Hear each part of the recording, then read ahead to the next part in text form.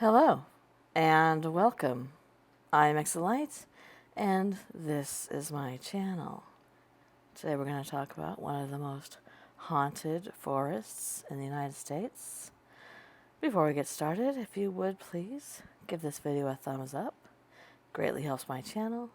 And if you are not subscribed, if you could please click that subscribe button right down there.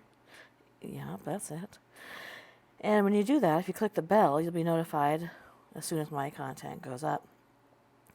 Also, I have been bestowed with a thank you button from the YouTube gods, which is basically a tipping kind of system. And if you ever feel like you want to give a tip, then that's where you would do it.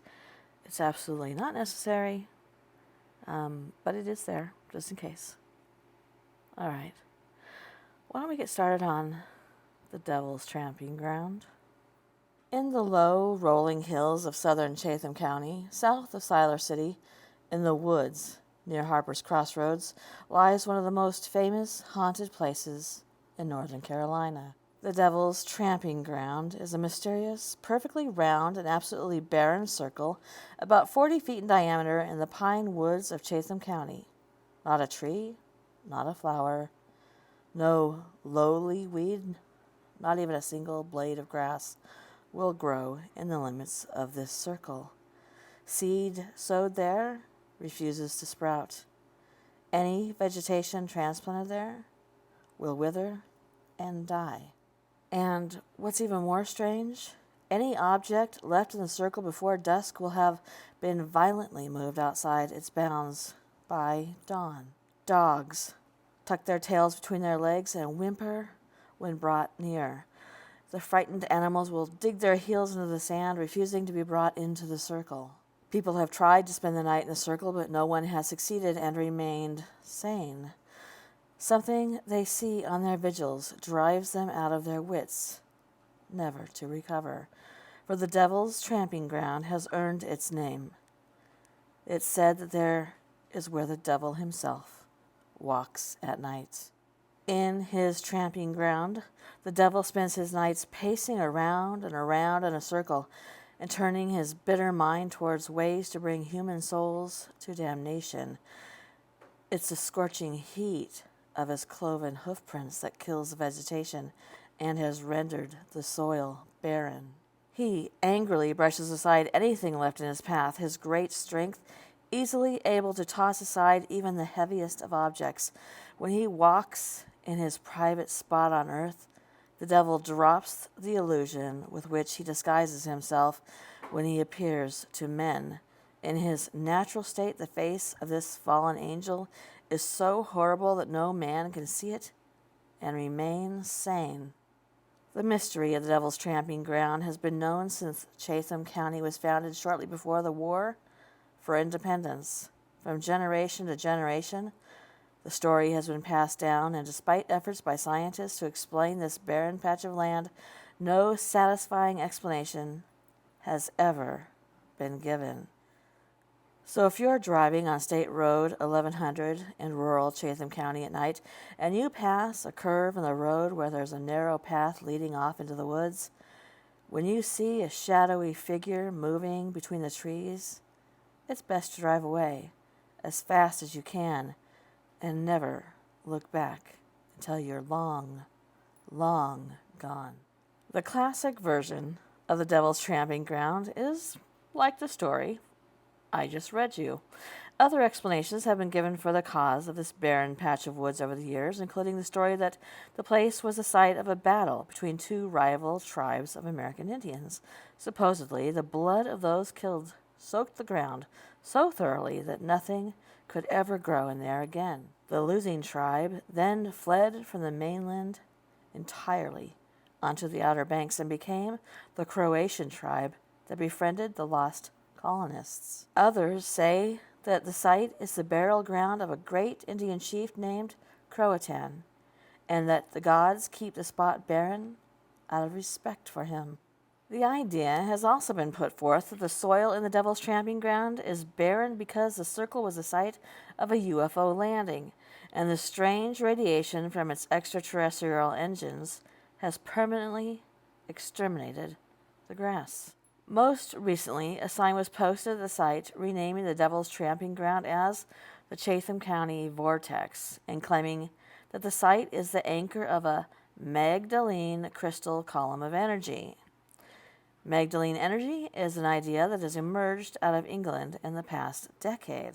This theory proposes that the planet is surrounded by a web of divine Ma-ray energy that is an expression of a divine feminine presence, bundling this idea with earlier English traditions of Jesus traveling to the British Isles at some point in his life, while also incorporating this into a mysticism based on Jungian psychology and feminist readings of Arthurian legend.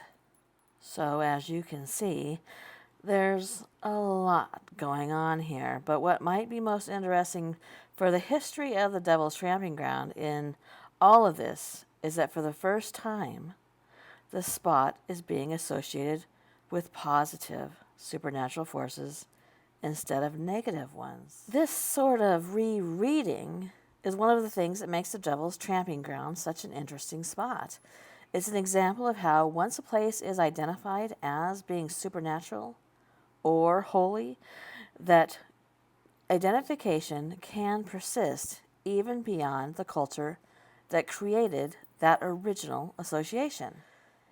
The idea of the sacred place persists, even as what that sacredness was is now being reinterpreted into something new as cultures and new contexts move into that area.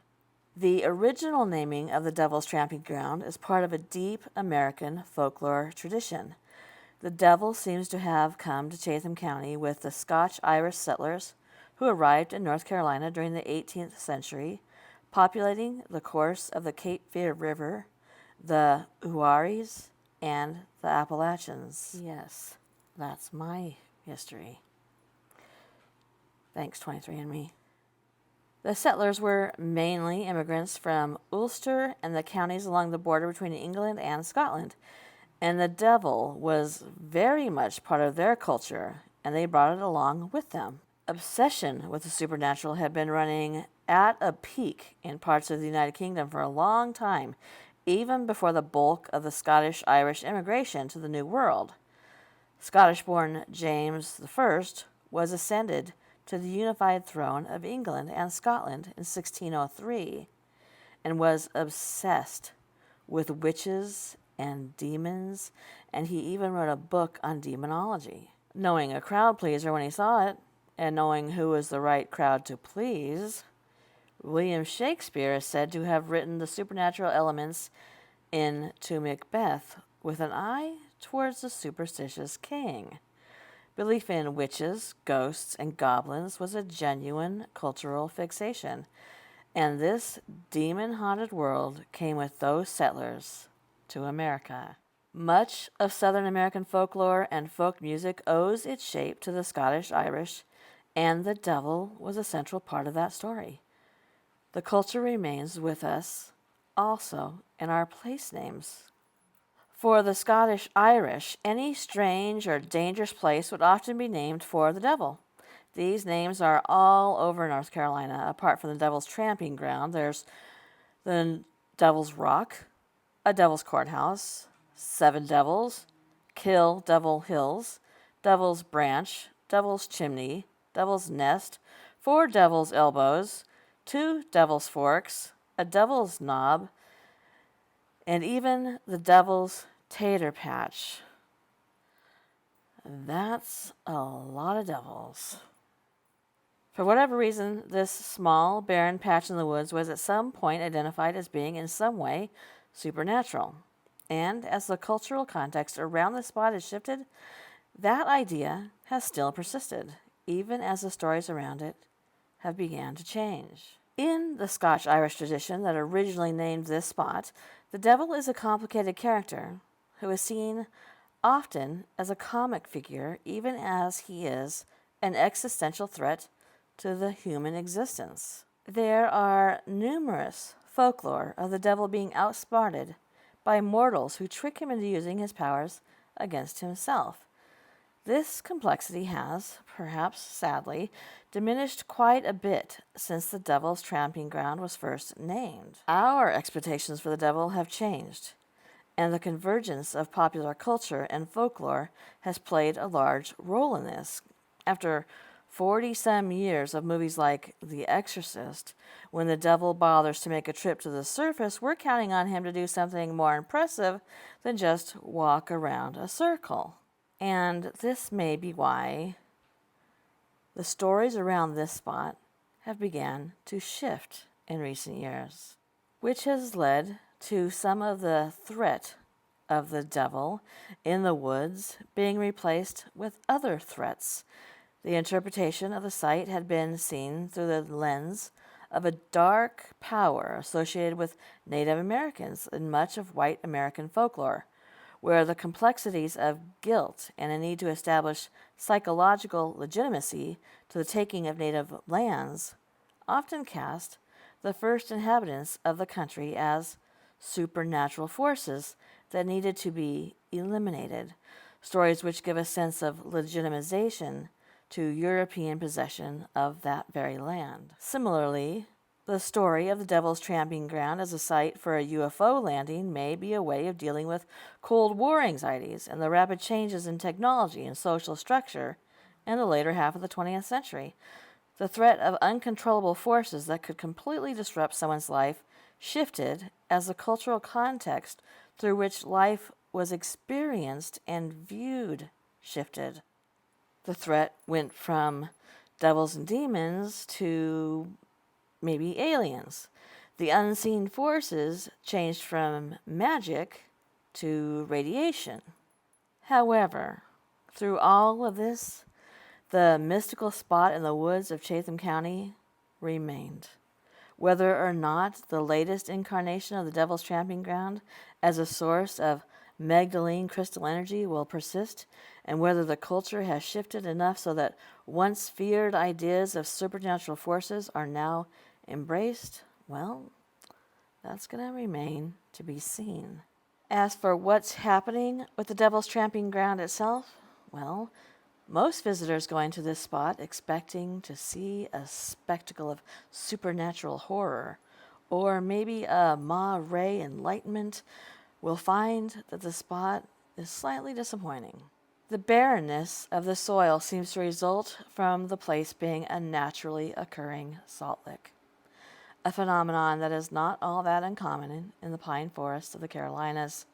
The site has also shrunk significantly this century, its diameter now measuring around just 20 feet.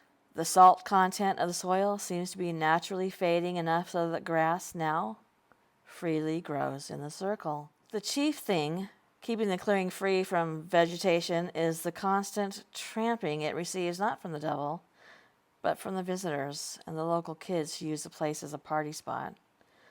It also seems that the devil, the aliens, or whoever else was keeping the spot clean has moved on, as objects left in the circle invariably remain there.